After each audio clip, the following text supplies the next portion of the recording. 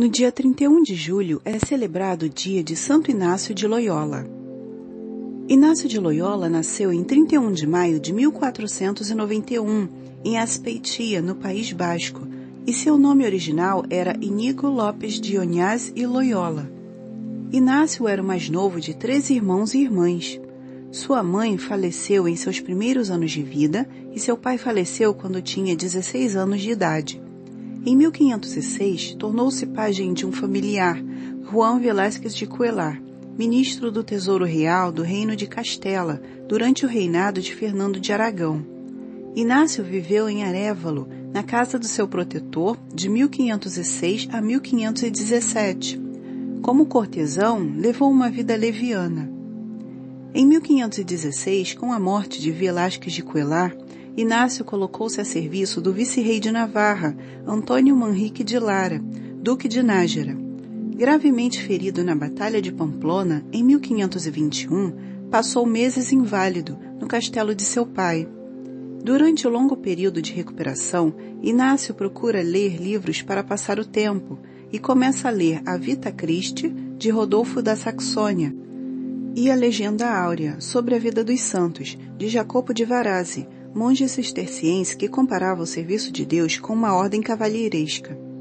A partir destas leituras, empolgou-se com a ideia de uma vida dedicada a Deus, com base nos feitos heróicos de Francisco de Assis e outros líderes religiosos. Decidiu devotar a sua vida à conversão dos infiéis na Terra Santa. Durante esse período, Inácio desenvolveu os primeiros planos dos exercícios espirituais, que iriam adquirir uma grande influência na mudança dos métodos de evangelização da Igreja. Após ter recuperado a saúde, decidiu deixar a casa paterna em segredo e dedicar-se ao serviço da Divina Majestade. Dirigiu-se ao mosteiro de Montserrat, onde confessou-se durante 3 dias. Em 24 de março de 1522, pendurou seu equipamento militar perante uma imagem da Virgem, despiu-se de suas roupas vistosas, doou-as a um mendigo e passou a vestir-se com um tecido de saco. Inácio, então, entrou no mosteiro de Manresa, na Catalunha, onde morou no mosteiro apenas como hóspede, pois não era monge. Assumiu, então, um estilo de vida mendicante, impondo-se rigorosas penitências à imitação dos santos. Inácio vivia de esmolas, privava-se de carne e vinho, frequentava a missa diária e rezava a liturgia das horas. Além disso, ele costumava visitar o hospital e levar comida para os doentes. Em Manresa, teve diversas experiências espirituais e visões, e também passou por diversas provações internas, o desânimo, a aflição e a noite escura da alma, termo cunhado por São João da Cruz, referente às vicissitudes decorrentes do estado de espírito entre a incerteza e a dúvida quanto à fé. Passadas essas provações, teve o ânimo renovado diante de novas experiências espirituais. A Virgem tornou-se objeto de uma devoção cavalheiresca. Imagens militares tomaram grande relevo em sua contemplação religiosa. A vivência interior deste período deu-lhe a matéria para escrever os exercícios espirituais. Em 1523, em Barcelona, Inácio dedicou-se ao estudo do latim e à ajuda espiritual. Conquistou a estima de muitos e também sofreu maus tratos pela sua condição mendicante. Ajudou a reforma do mosteiro de Nossa Senhora dos Anjos, fazendo com que as monjas vivessem na clausura. Diversos cavaleiros e damas importantes vinham ouvi-lo. A partir daí, Inácio pensa em reunir um grupo de pessoas para dedicar-se a reformar suas vidas e a Igreja. Em 15 de agosto de 1534, Inácio e mais 6 pessoas fundaram a Companhia de Jesus na Capela Cripta de Saint-Denis, na Igreja de Santa Maria, em Montmartre, para efetuar trabalho missionário e de apoio hospitalar em Jerusalém, ou para ir aonde o Papa quiser, sem questionar. Em 1537, eles viajaram até a Itália para procurar a aprovação papal à sua viagem à Terra Santa. O Papa Paulo III concedeu-lhes a aprovação e permitiu que fossem ordenados padres. Foram ordenados em Veneza pelo bispo de Arbi em 24 de junho de 1537. Inicialmente, dedicaram-se a pregar e a efetuar obras de caridade na Itália. A guerra reatada entre o imperador, Veneza, o Papa e os turcos otomanos tornava qualquer viagem até Jerusalém pouco aconselhável. Os companheiros decidiram esperar um ano na esperança de conseguirem chegar ao destino almejado. Neste período, iam 2 a 2 pelas terras venezianas a visitar prisões e hospitais, catequizar crianças e realizar obras de caridade. Em Roma, seu apostolado respondia às necessidades que eram impostas pela realidade vivida.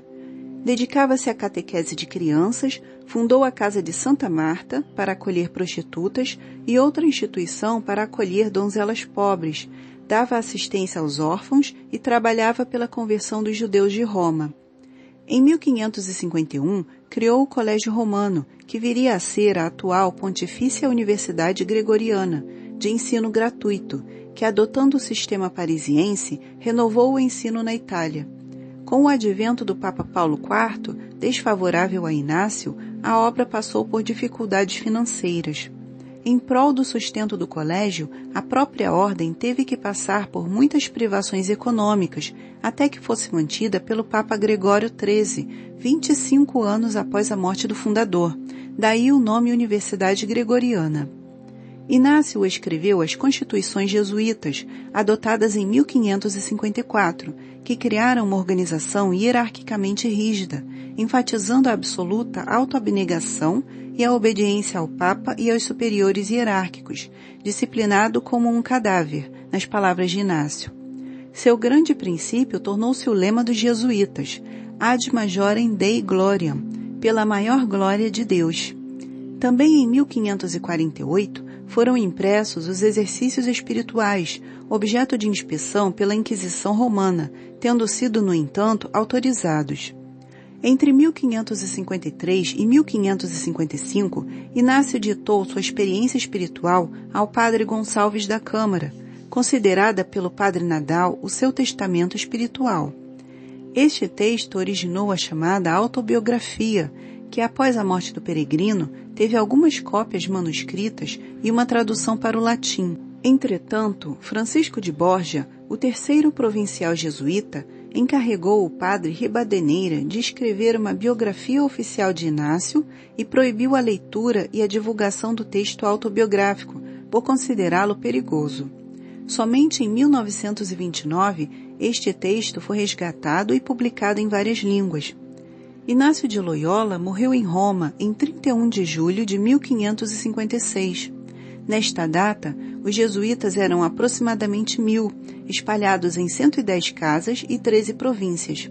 Eram 35 colégios em funcionamento e mais 5 aprovados. Foi canonizado a 12 de março de 1622 pelo Papa Gregório XV. Oração a Santo Inácio de Loyola. Ó Pai, pela vossa misericórdia, Santo Inácio de Loyola anunciou as insondáveis riquezas de Cristo. Concedei-nos, por sua intercessão, crescer no vosso conhecimento e viver na vossa presença segundo o Evangelho, frutificando em boas obras. Por Cristo nosso Senhor. Amém. Santo Inácio de Loyola, rogai por nós.